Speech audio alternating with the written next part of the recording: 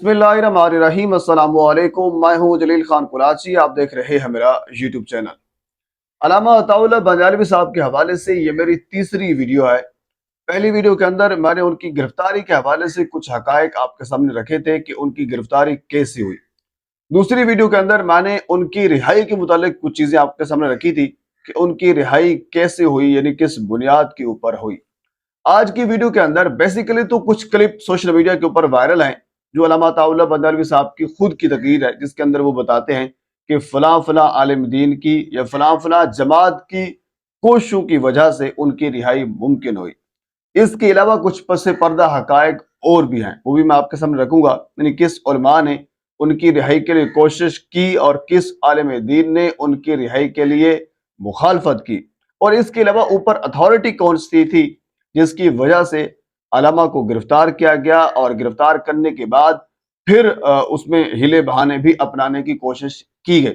Healy बहाने मैं गुज़श्ता video के अंदर आपके सामने रख चुका हूं कि जिस तरह अलामा साहब को एक मरतबा अदालत के अंदर, क्योंकि एक कानून है, आइन है, आप ये भी जानते होंगे कि किसी भी बंदे को, चाहे वो जितना भी बड़ा कातिल, जितना भी बड़ा गुनहगार, जितना बड़ा जुर्म उसने कर लिया हो, तो 24 आवर के अंदर आपने उनको जुडिशियल मजिस्ट्रेट के सामने पेश करना होता है, अदालत के सामने पेश करना होता है, आप यूं कह सकते हैं।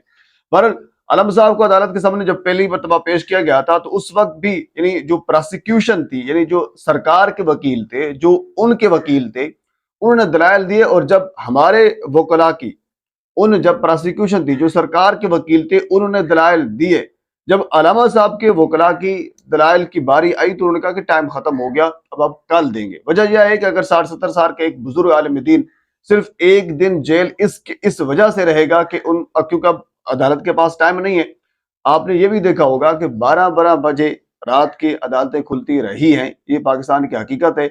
अगर वैसे भी कानून का एक तालिब इल्म होने के नाते या कानून की किसी भी आप बंदे से पूछ लें तो वो यही कहेगा कि अदालत हर टाइम अदालत होती है, जज हर टाइम जज होता है, इस वजह से कहा जाता है। लेकिन वो बाज़ सम टाइम्स होता है। लेकिन अब इस केस के अंदर उन्होंने कहा कि आपका टाइम खत्म हो गया, आप नहीं दे सकते। अगली दिन हुआ, अगले दिन फिर कुछ दलाइल जो है वो दिए गए। फिर ये प्रोसिक्यूशन की जानब से ये कहा गया कि हमारा एक और विंग है FIA का, NCCIA। अब उस विंग ने और उस विंग के जो प्रोसिक्यूशन है, उनके जो वकील हैं, उन्होंने दलाइल देने हैं, तो लिहाजा हमें एक दिन और दिया जाए। फिर 60-70 साल का जो बुजुर्ग है एक दिन और जेल में रहा, इसी वजह से क्योंकि जो दूसरे विंग के वकला हैं उन्होंने दलाइल अभी देने थे। बहरहाल तमाम तर ने दलाइल दिए। मैं अल मुख्तसर ये सारी चीजें क्योंकि पहले आपको बता चुका हूँ, मुख्तसरन बता रहा हूँ। दलाइल दरूल देने के बाद कोई चीज भी अलामा साहब के ऊपर मेरी रिसर्च के मुताबिक कोई साबित नहीं हुई। यानी साबित तो यही करना था ना कि अलामा साहब जो हैं वो मुनाफरत फैला रहे हैं, और वो यानी जो उनकी तकारीर हैं वो सोसाइटी के अंदर, मुआशरे के अंदर लड़ाई झगड़े का बायस बन रही है, इस चीज को साबित करना था ना। तो अलामा साहब का तो शुरू से एक मौकिफ है। आज इवन कि जब वो रिहा होकर वापस है तो उन्होंने जो सबसे जो तकरीर की, और तकरीर के एंड के ऊपर जो सबसे बड़ा नारा लगाया वो भी यही लगाया कि कातलान हुसैन के ऊपर रब की लानत। यानी उनके ऊपर जो बेसिकली इल्जाम यही आता है कि वो यजीद की वकालत करते हैं, कातलान जो हुसैन हैं उनकी वकालत करते हैं। लेकिन उन्होंने बारहा पहले भी कहा हुआ है, उनका मौकिफ कुछ और है। इस मौकिफ के ऊपर अलामा कभी नहीं बदले कि कातलान हुसैन जो है उनके हवाले से कोई नरमी बरती जाए। वो कहते हैं कि जो भी बंदा है, जो शख्स भी है, या जिसने मुआवनत की है, या जिस हवाले से, किसी हवाले से कोई भी मुलव्वस है, तो ये उनके अल्फाज हैं, कातलान हुसैन में तो उनके ऊपर रब की लानत। ये उन्होंने जो एक मैंने रिहाई के बाद जो तकरीर की है उसके अंदर भी इन्होंने कहा है। अब हम आ जाते हैं उनकी उन शख्सियात के बारे में।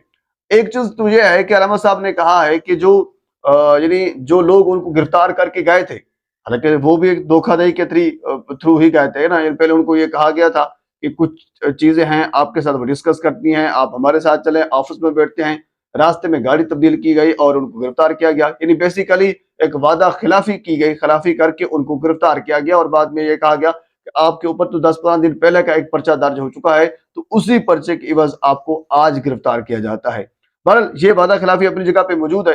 लेकिन अलामा साहब ने यही कहा है कि जो लोग उनको गिरफ्तार करने आए थे ان کا کوئی قصور نہیں ہے۔ پہلی سی بات ہے وہ ملازمین ہوتے ہیں، کانسٹیبل ہوتے ہیں، پولیس کے ہوں، ایف آئی اے کے ہوں، کسی بھی ایجنسی کے ہوں تو کانسٹیبل ہی ہوں گے نا۔ وہ گرفتار کرنے ان کی مجبوری تھی، بیسیکلی اتھارٹی کوئی اور تھی۔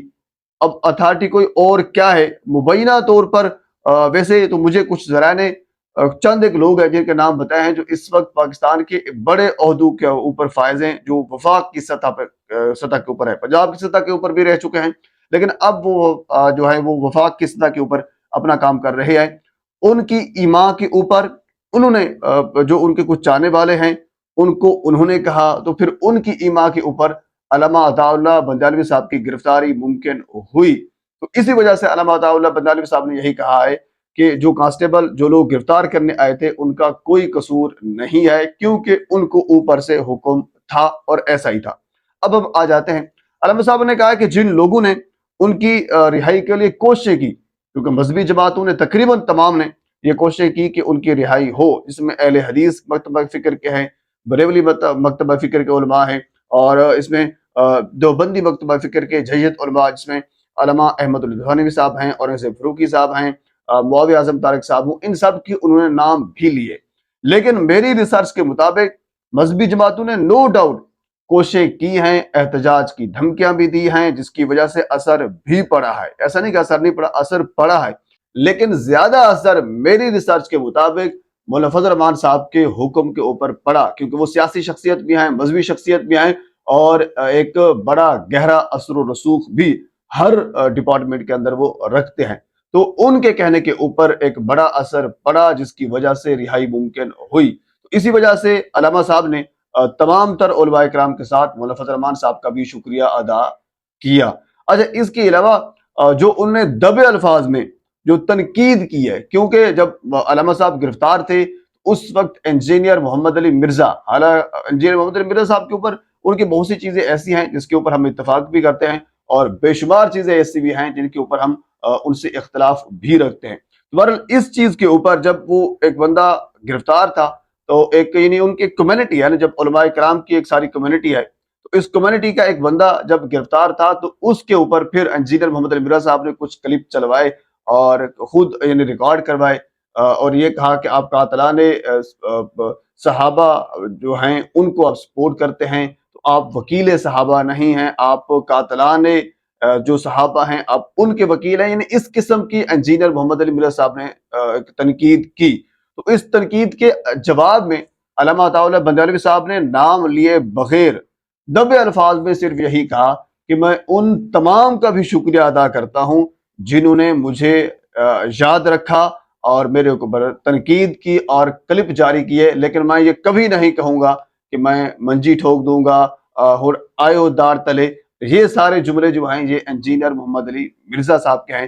تو صرف جو تنقید کی ہے کسی کے اوپر بھی نہیں کی، علامہ عطا اللہ بنجالوی صاحب نے دبے الفاظ میں صرف انجینئر محمد علی مرزا صاحب کے اوپر تنقید کی ہے، کیونکہ انہوں نے جب وہ گرفتار تھے تو انہوں نے کچھ کلپ جاری کیے تھے۔